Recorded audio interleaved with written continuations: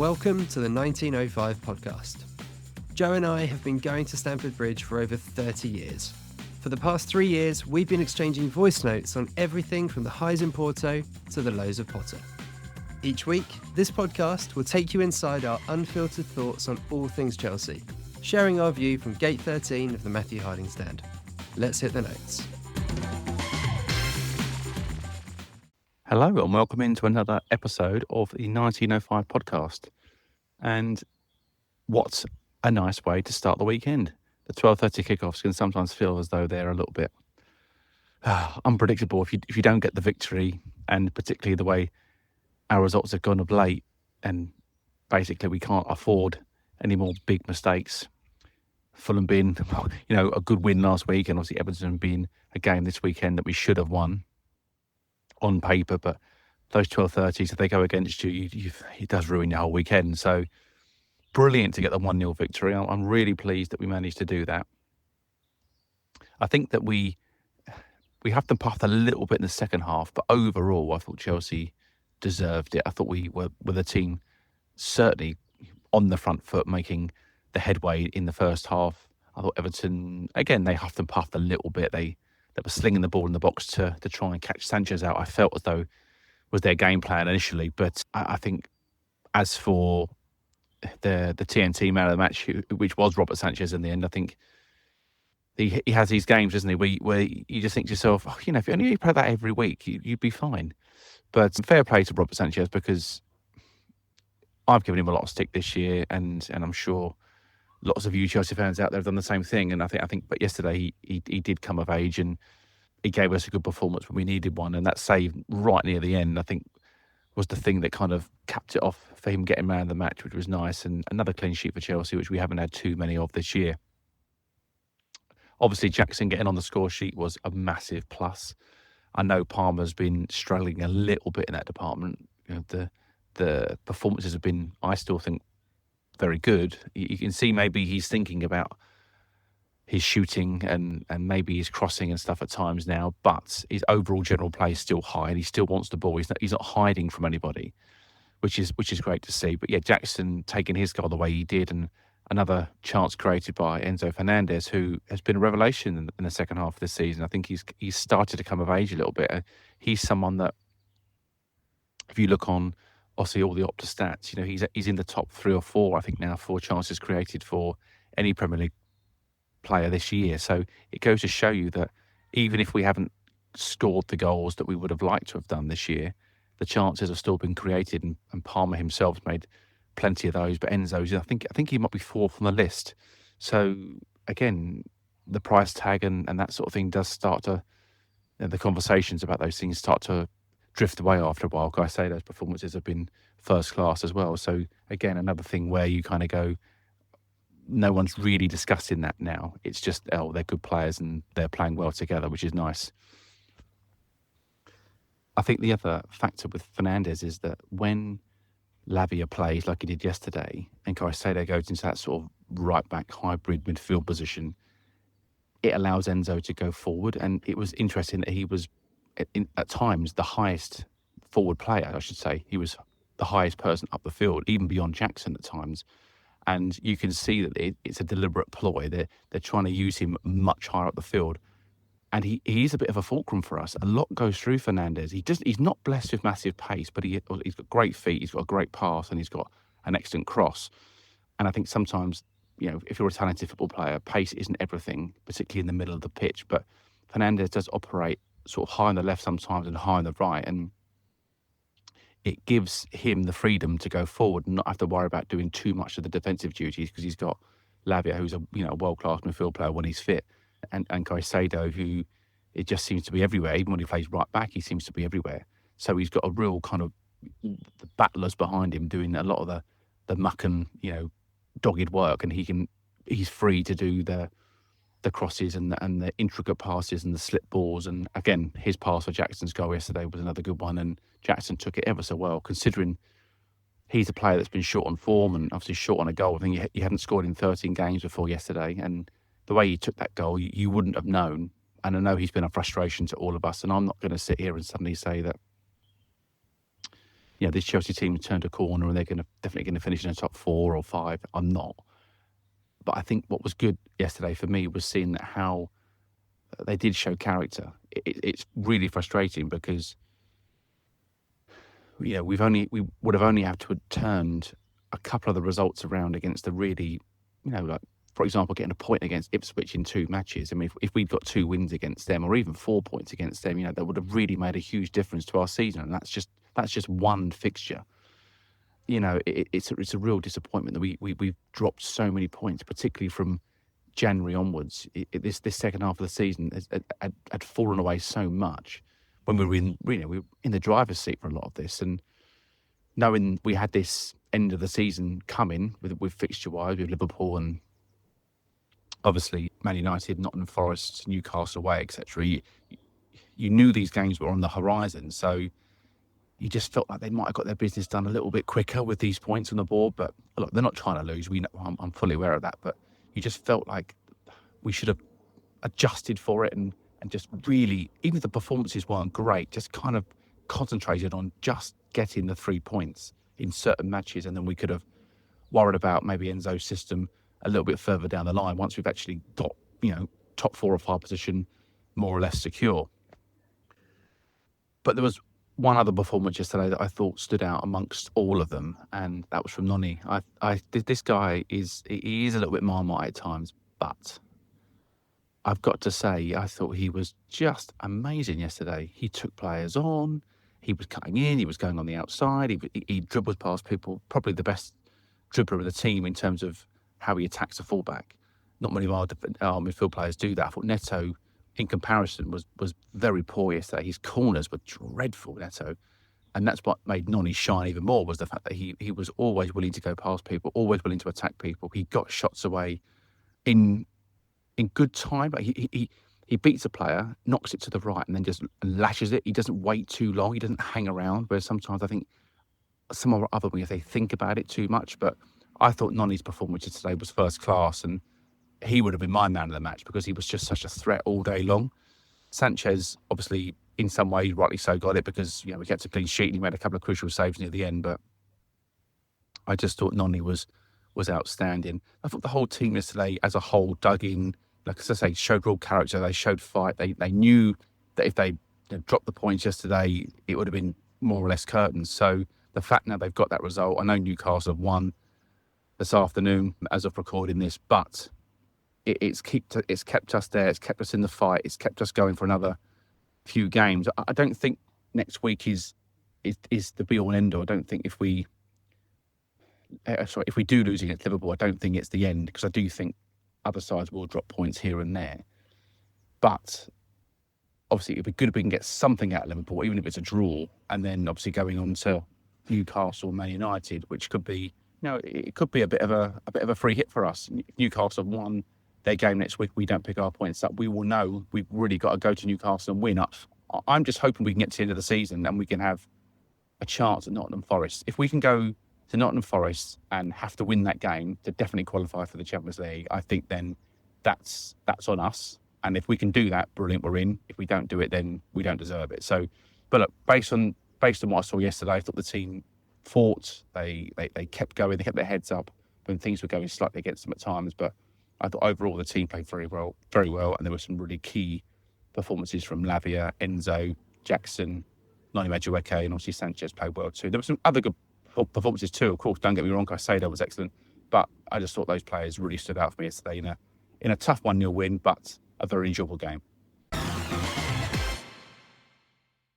Yeah, it really makes your weekend, doesn't it? Winning that early sort of lunchtime game, and yeah, it's a make or break weekend, isn't it, when you get that? But yeah, it was good. I will do my best to get through this voice note. As you might better hear, I'm suffering a bit from, I think the official term is man flu, and a little bit out of that, but still made it to the bridge yesterday, and yeah, we've quietly, and no one's really talking about it because it hasn't felt like this, but we're quietly not on a bad run of form in the league. If you go back to what felt like almost collapse point of the season, we lost at Brighton twice and then had that really frustrating late defeat at Villa.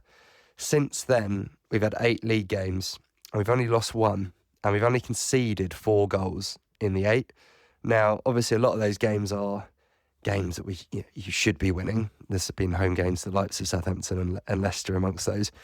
But credit where it's due, it felt like the season was at the point of collapse. And I think what we've seen is we have maybe put the handbrake on a little bit in terms of going forward, which is probably why I think we've all been frustrated at the football at times. But defensively, we have looked a lot more solid. And, Sanchez, like you said, rightly, man of the match yesterday, made a couple of very good saves.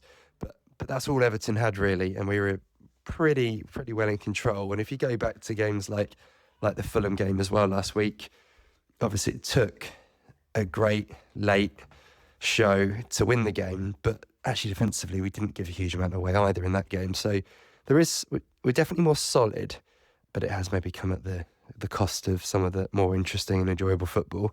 But at this point of the season, you just don't care, do you? It was one of those actually yesterday that when that final whistle went, it did feel like a cup game. It did feel like, right, okay. We've been here as Chelsea fans in the past with much more important league games, let's be fair, when we've been going for titles and stuff like that. But that feeling of like, yeah, okay, that's an important win. And, you're looking at, in the past, it would have been Man United or City and looking at their games. Obviously, we're unfortunately looking at the likes of Newcastle and Forest and seeing who they play. But it really is about getting these points and really putting pressure, I think, on the teams around us. Forest is the one that I'm really looking at now because they ground out that win at Spurs. They were pretty lucky if you look at the stats in that game. Spurs had over 20 shots. They've got a lot of games coming up because of their FA Cup involvement. They've got a game, I think, on Thursday and then Monday. So they've got quite a lot of games coming thick and fast. And they're the ones, I think, that Chelsea really, really need to be putting pressure on. And like you say, Joe, it's Liverpool's, potentially a free hit. I think it's particularly if they're obviously celebrating winning the league, it'll be, there's a real chance to go and get a good start in that game and try and, again, get the points. And then you go to Newcastle thinking if you can get anything there, it's a proper old school 6-pointer, isn't it? So if you could go there thinking a draw would be a great result. And it's just all about, as you say, getting into that Forest game and being in it. I'm with you, really. I think I've said it before. I think if we need to go in there and we can't win, needing a win, then we probably don't deserve Champions League. If I was being greedy, I would like to be in the position where we could go there needing a point. Because I think trying to win there will be difficult. But let's take one game at a time. I think the big notable thing from the game yesterday for me was the guy that you mentioned briefly there, Joe, was Lavia.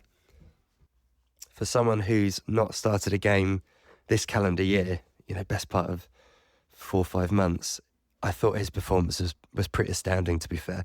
He really is a Rolls Royce of a footballer, isn't he? He's just so comfortable on the ball, so good in terms of passing between the lines and getting us up the pitch. And I think maybe it's easy to overlook just what a big loss he's been, because when you've got Caicedo and Enzo, who have both had very good seasons, actually, you can overlook his importance. But I think he gives us just an extra element, and there's no coincidence, I don't think, that all of our best performances this season have had him in it. You go back to the Villa home game, which I think was probably our best performance in the league, and many others, he's been part of it. So yeah, really good to have him back. And he could have a really big part to play, I think, in the run-in, because if we can have him fit for the last 4 games starting, you really are going back to the team that was on, let's be fair, was brilliant before Christmas. I think it also kind of solves a separate issue that we have in the team, which is, unfortunately, I think a lot of us Chelsea fans don't like it, but Maresca does obviously invert one of the fullbacks and has them playing in midfield. We've seen with limited success Gusto do it quite a lot. He seems to love him in there. I don't think any of us really do. Reece James at times has looked good in there, but at times I think at Fulham he looked a bit overrun. It's maybe one for a separate voice note, but I do worry a little bit about Reece in terms of what he's lost through injury. He's obviously he's bigger. You can see physically he's bigger, but I just wonder if he's lost half a yard. But anyway, one for a separate conversation. But I think what it does is you then have Caicedo basically playing that inverted stroke fullback role, and it just means you've got three players when they are in the middle of the pitch that all just look really, really comfortable. And when Everton were getting back in the game late on, I don't think it was a massive coincidence that it was after Lavia had gone off the pitch. So, yeah, he could have a big part to play. Just hope he can keep him fit. Really, really do. I don't think he'll be risked in Europe at all. I'm not sure if he's registered, actually. I don't think he can play it anyway. But yeah, he could have a big part to play. And, yeah, really pleased for Jackson. You mentioned him, Joe, there, but huge for him to get the goal. It was a brilliant goal, wasn't it? Really, really good finish. Instinctive, didn't overthink it, which I think is when we see Jackson at his best. And yeah, it's what you're wanting to see from the attacking players. I've had a couple in recent weeks with Neto and Tariq George and Sancho just taking responsibility and taking shots on. And yeah, it was always going to be key to score the first goal against Everton. And once we did that we actually we managed the game really well. So next up, Europe, and then yeah, one game at a time, I guess, at this point. Sorry, T, you're feeling a bit rubbish, mate. That's never a good thing. The man flu's always that's a rubbish one, isn't it? Because we don't deal with it very well. We are, as a species, pretty crap when it comes to getting ill. I know I certainly am. So I feel for you. Yeah, I suppose go back to the football in terms of Lavia. I'm like you. I've never questioned his ability. His ability is fantastic. He's a world-class midfield player. He's so good. And like you say, he doesn't take any time to warm up. He just comes straight into the team and immediately plays well, that's the frustration with him, is that we all know how good he can be and what it does for the team. Like I just said in my first voice note there, it frees up Enzo to do his thing, which helps Palmer, which helps Jackson, which helps Neto and Madueke. Becomes another link man. Plus you've got, I don't know if Caicedo absolutely loves playing right back inverted into coming into central midfield. I'm not too sure. He stepped into central midfield a lot yesterday. It was very noticeable, which meant that Cucurella didn't do that, and he seems to understand it even better than Cucurella does. And I think he's probably about the best defender we've got that can do that role, other than Caicedo himself. But I thought against Villa, Caicedo had a good game. I felt as though defensively they got at him a lot more. But if he could somehow learn, not to be a complete 100% fullback, but if he can learn certain traits and skills of that role, there's no reason why he couldn't do that job for us. If this is the way Russ is going to play and he's going to stay, for this season, the rest of next season, then he's going to need to up his game a little bit defensively. But actually, yesterday he was great at that. And what it does with Lavia, it means that we can keep the ball moving. We don't lose any skill or intensity in there. He's constantly recycling the ball left and right, up and back. And there was a period of about 30 seconds to a minute yesterday, and you may not have caught this in the ground, Chris, but we were outside the area of the Everton box in the first half, and the ball kept bobbling out, and Lavia would get it, and he would just recycle it left, then it would get crossed again, it would come back out, Lavia was there again. And sometimes he was off balance, and sometimes he'd be stretching to make a pass, but he'd toe poke it to somebody else, then he'd toe poke it somewhere, and it was like, if you don't know that role inside out, it's a hard skill to teach. I've played with central midfield players that are absolutely 100% that is their position. There's people that go in there and play that role who are a little bit weak at it. Lavia falls into the first category. He's clearly, that is his position. That's where he plays, and you can see that he's very natural. And I think if we'd had him all season long, I think our season would have looked very, very different. And that might sound maybe a little bit of a stretch to sort of, I'm not trying to throw it all on him, but he has been a key cog that's been missing for basically the whole year. He was obviously missing the whole year last year. And it's no secret that all these managers, the moment he's available, he plays. The trouble is he doesn't seem to play very often. But if we can keep him fit for the rest of the year, it does actually fill me with a little bit more joy and a bit more hope. Of course, it's the hope that kills you. But it was just so noticeable when the team lineup came out. I felt quite comfortable. I was like, I like that team. It felt good. And even though Reece James wasn't playing, and you make a good point, Reece does look bigger. He does look bulkier. He's not as quick as maybe he was. And that's understandable with all the issues he's had with his hamstring. But what was nice was that he could come on, and when he did come on, I felt safe and secure that we weren't bringing on, without being rude, an academy player that hasn't played very much, or perhaps it's a signing that we've made and we don't rate very much. I thought that if you can afford to bring Reece James on with half an hour to go, that's impressive. That's good. That's great squad depth. It's just whether or not Reece will A1 ever get back to the level he was, or B2 will he be happy going forward being a bit part player, which I'm not sure he will be, but his body will let him know either way. And look, maybe it's going to take Reece a lot longer than we all hoped to get back to playing a full 90 minutes on a weekly basis. Now, I know he did that for England, for Tuchel. When was that? Back in February time, was it? And maybe early March. But I don't think we should all just, because he played that one match at fullback and he played 90 minutes, it wasn't against a great opposition. He didn't have to do too much. Had he played against Holland or France or something, it might have been a completely different story. So I think we need to be a little bit careful with the narrative around him that he did it for England once, so he should be able to do it for Chelsea every single week. I'm not too sure that's possible. And we don't want him to get injured, because obviously he's a complete waste and everyone gets frustrated with it. But I'm sure if you were David Moyes yesterday and you saw the team sheet come out and you saw Caicedo, Enzo and Lavia all in the midfield, or potentially could all play in midfield, he must have been thinking, oh, great. If I'm thinking that, I'm sure opposition managers are thinking, oh, bloody hell, they're at full strength today. And I think if we can just get, it sounds easy said than done, but if we can get Palmer back in amongst the goals, which at the moment doesn't look overly likely, but if he can just get one, I think hopefully it might just encourage him to get back to his previous, starts, his previous starts of the season, which was wonderful, scoring 14 goals in 20 matches or something, which was outstanding, plus all the assists that he made too. It could be a good end to the season for Chelsea if players can stay fit, and hopefully, fingers crossed, another win yesterday is just give them that little bit of confidence. And if Liverpool can go and win the league today, which I fully expect them to, because Spurs are dreadful, and then only need a point to win the league, I don't think Liverpool are going to come to Chelsea with an attitude of, oh, let's just roll over and we've had loads to drink. I don't see that, but I do think they might take their foot off the boil a little bit. It's possible.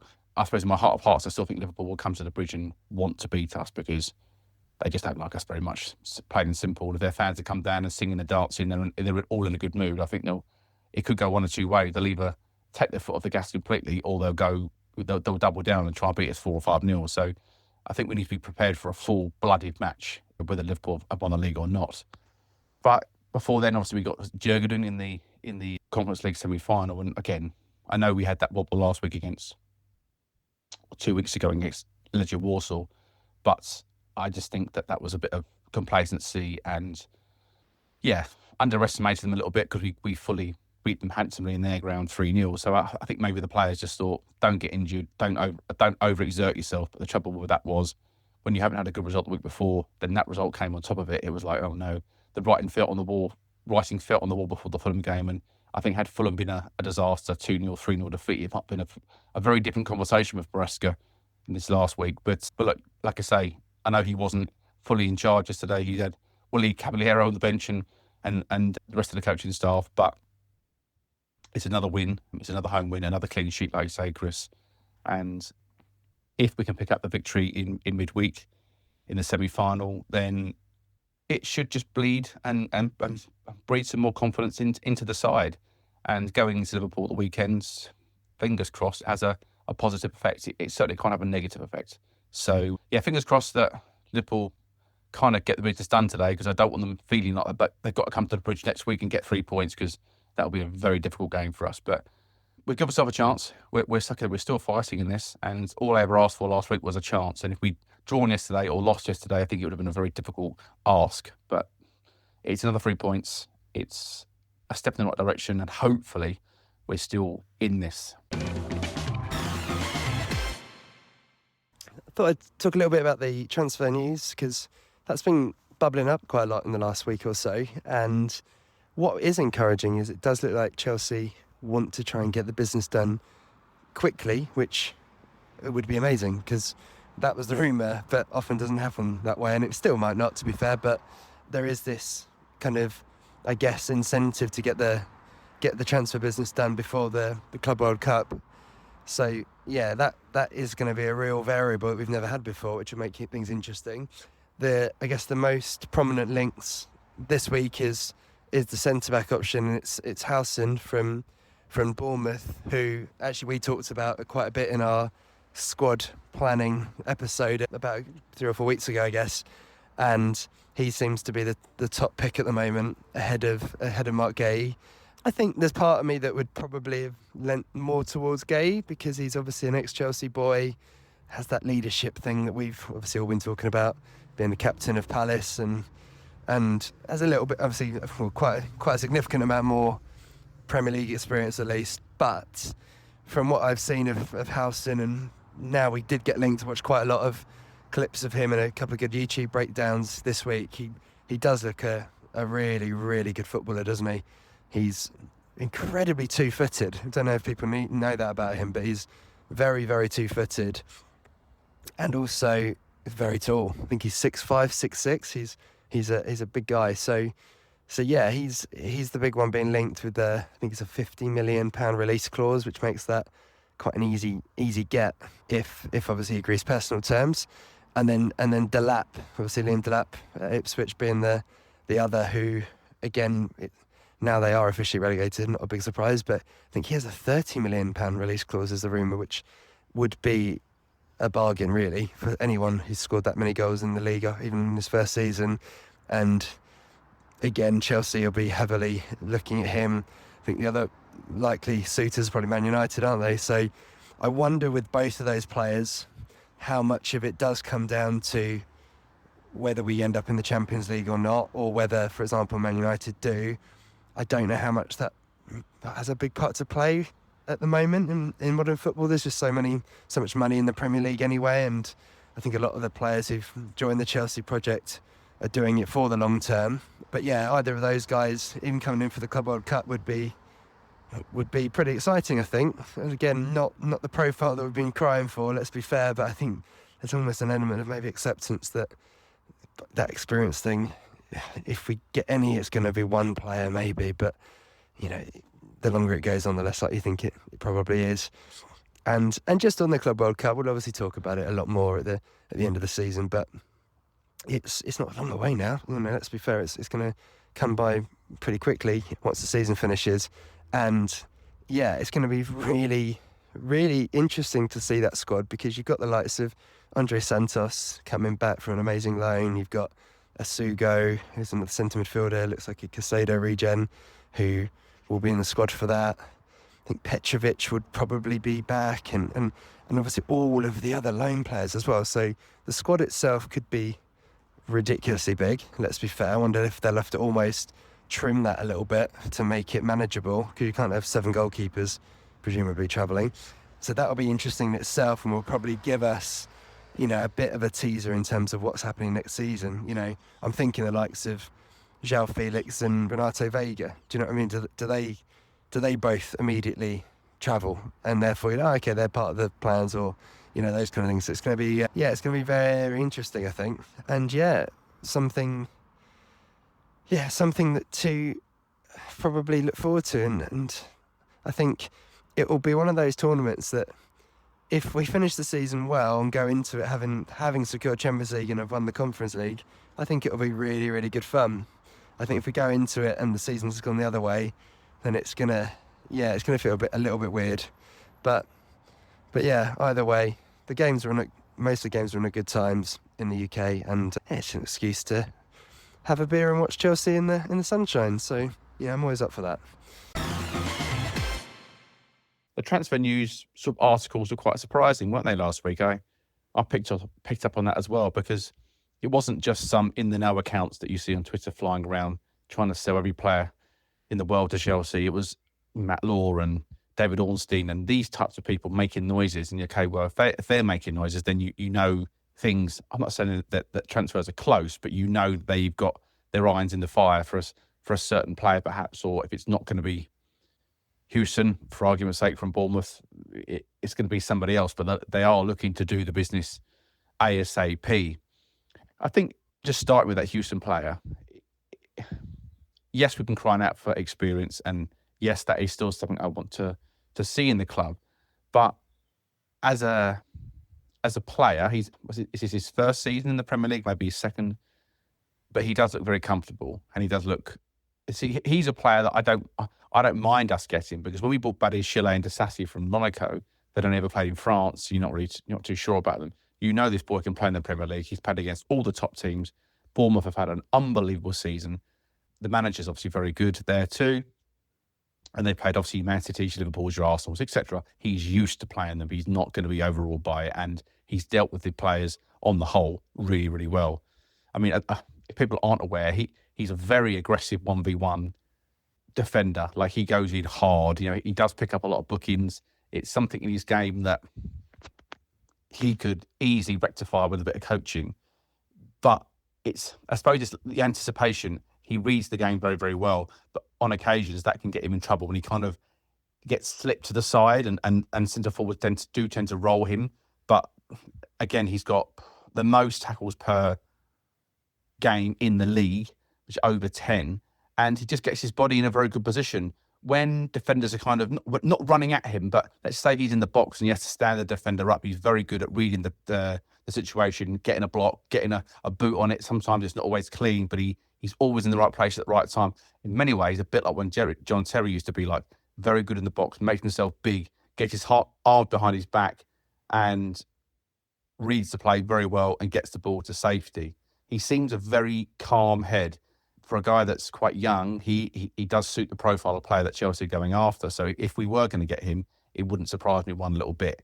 Like you say, 50 million does seem, I know what you're saying, it's an easy get if you want to just go straight to the buyout clause. It does seem a lot of money for a player that's only had minimal experience in the Premier League. But I don't know, if Chelsea were to get Houston and Delap 80 million quid, let's just say, you know, for example, if they spent 80 million and then they perhaps got somebody else at around the 30, 40, 50 million pound mark, 120 million on summer sales doesn't seem too excessive, particularly for us at the moment. And then I think we can easily recoup most of that and add a lot more in player sales. Like you've mentioned a few players there, Chris, that are going to come back from loan who will probably be sold, or if not sold this window, the window after. So again, I think we definitely need 3 or 4 players. That's my feeling. I think we said, didn't we, in that episode you just mentioned earlier on, Chris, in our season review, I think the goalkeeper situation will sort itself out. I do believe Petrovic or Penders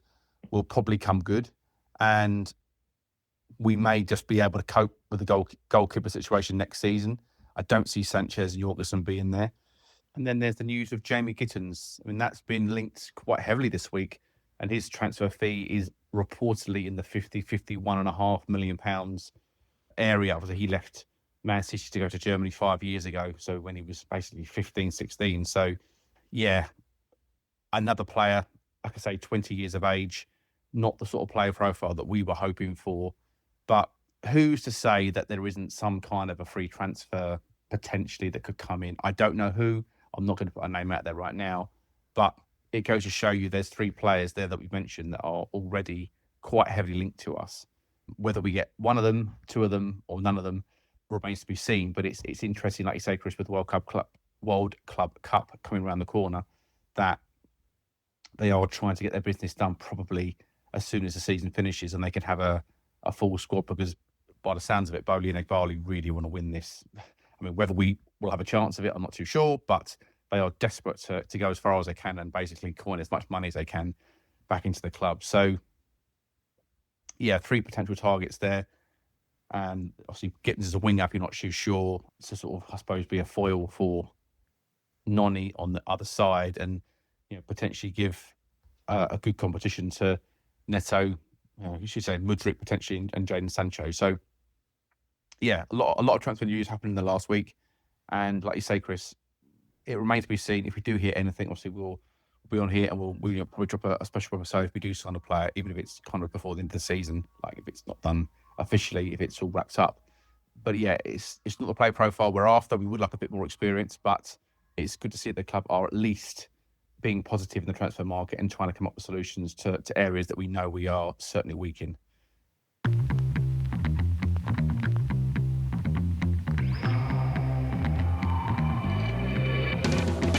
Those were the Chelsea notes for this week. If you enjoyed the podcast, do us a favour and share it with a fellow Blue. And we'd love to hear your thoughts, so leave us a review wherever you're listening. Wherever you may be, stay carefree, and remember, every little thing's gonna be alright.